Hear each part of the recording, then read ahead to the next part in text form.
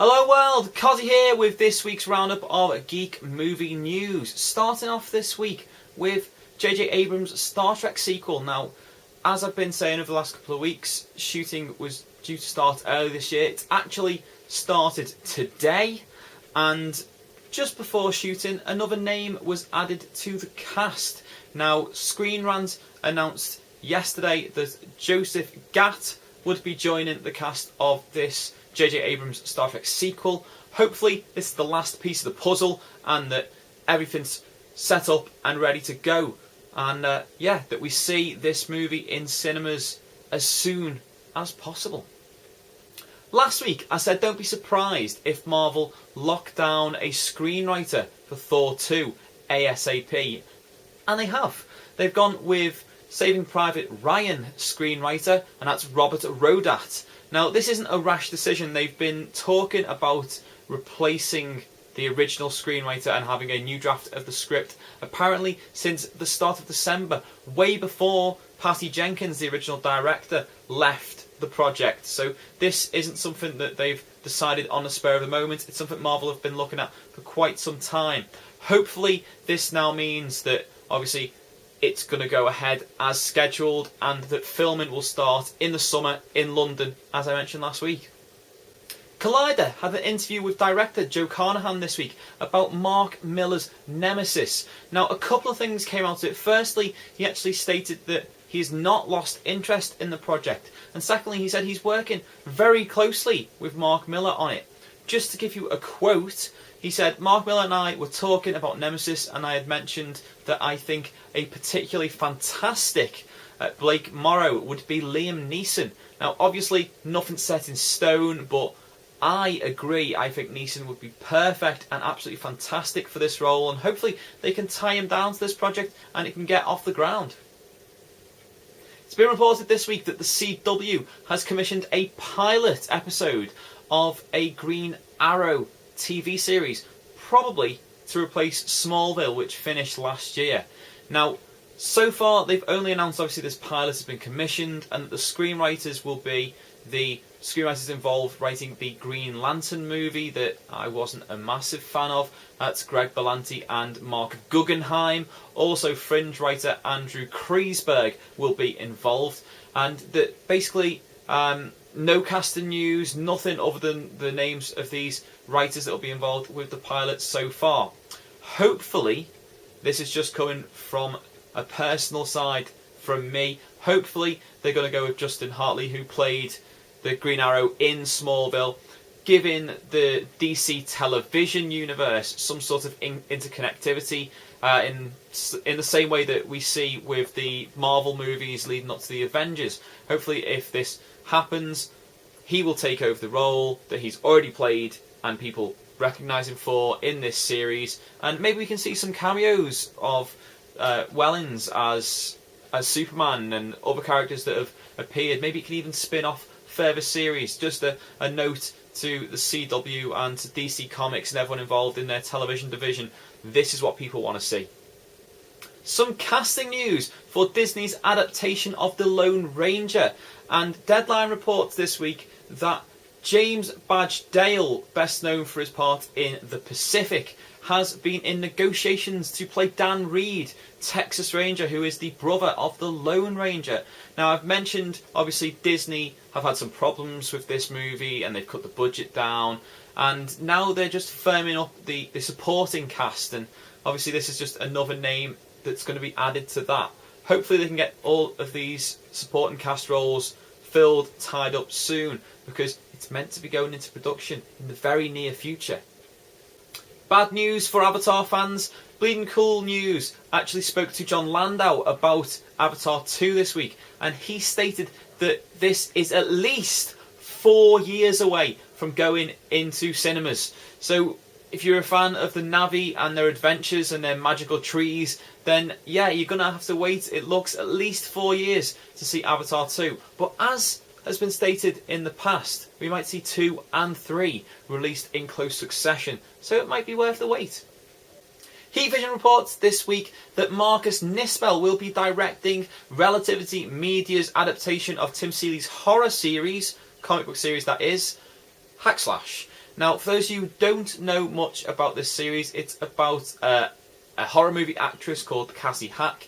She survives a killing spree only to hunt down the slashers herself and get her revenge alongside a hulking, disfigured man who's her partner called Vlad.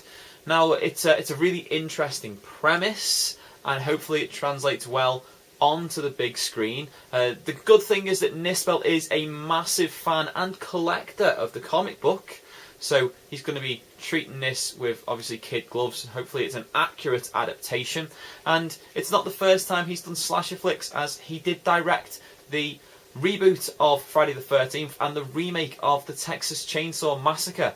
So he's not new to the genre. Hopefully, because he's a massive fan of this, he can do it justice. And once there's more news, guys, as always, I'll let you know.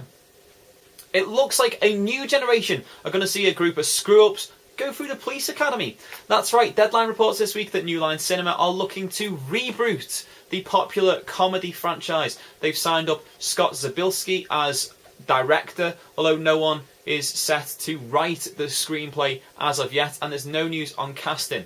Now, I grew up with these movies. I am a huge fan of the Police Academy movies and the TV series and the animated series, and that may seem strange because I know a lot of people aren't fans of the spin-off series, but I was, and I want to see Steve Guttenberg in there. I'm sorry, I want him to see in a role, a prominent role, preferably, but I'll take a cameo. The man is Police Academy, and he wasn't in the last movie, and it wasn't as good because it didn't have him in, and it's not like he's had a fantastic career since the 80s finished. So yeah, get Guttenberg in there. The man is Police Academy. He needs to be in it in some way, shape or form.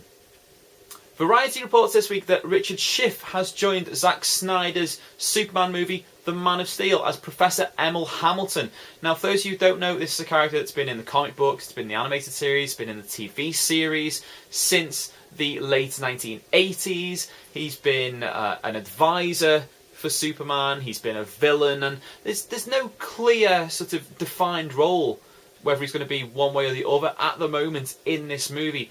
I think he's more likely going to be on the advisor side, but could possibly be a villain in future movies. So keep an eye out. Professor Emil Hamilton is going to be in The Man of Steel. It seems that budget constraints are once again keeping the Star Wars live-action TV series from being made. Now, for those who don't know, this series is going to be set in between the third and the fourth movie, so basically between the prequels and the original trilogy, for those of you who are fans of the movies. And it's not going to focus on the main characters, it's going to focus on the rise of the Empire and the villainous characters, the gangsters, the shady people, the bounty hunters.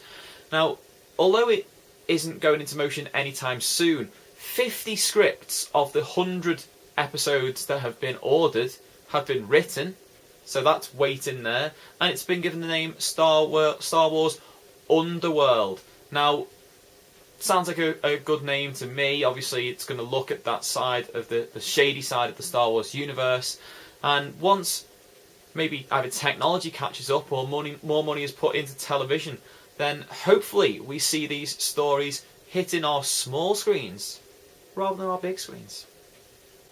According to Variety, 2 new names have been added to the upcoming third Chronicles of Riddick movie. Those names are Katie Sackhoff and Jodie Moller, who have joined the cast. Both will play bounty hunters who are hunting down Riddick. Now, as far as I'm concerned, anything with Sackhoff in is going to attract the geek population. So I've got one thing to say to you guys.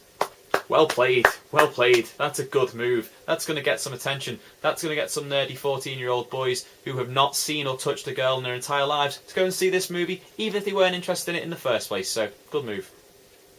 Finally this week, it appears that Josh Trank is going to direct the reboot of the Fantastic Four for Fox. Now, in 2009, it was announced that Fox wanted to reboot the Fantastic Four franchise, and that Michael Green would be writing the script, but nothing has been stated about it ever since then. So it's basically been on hold. since August 2009. Now for me, I think Fox have probably done this so that we can get the horrible memories of those first two Fantastic Four movies out of our head, because, you know, they're not the best movies in the world. They're okay, they're watchable, but they're not the kind of movies that fans of comic books, fans of the Fantastic Four, or even fans of cinema are going to herald as the best comic book movies of all time, unfortunately. I mean, Galactus as a cloud. What's up with that? Please. Okay guys, as always, thanks for watching. If you like this video, down there's the like button. You click on it, you let me know you liked it. You can share this with all your peoples on your Google Pluses and your Facebooks and your Twitter and your Tumblr and blah-de-blah-de-blah-da. If you want to follow me on Facebook or on Twitter, description box below, down there, you click that open, there's links to those, and then you can follow me, find out what's going on in the world of this channel, the world of Geek Movie News, and the world of me also. If you missed last week's Geek Movie News, the link is there. Pop out, watch that, catch up, see what you missed. If maybe you missed my last random video, which was about 5 problems of modern FPSs compared to classic ones like Doom, there's a link just there. You click on that, pop out and watch that as well. As always guys, until next time, thanks for watching and au revoir.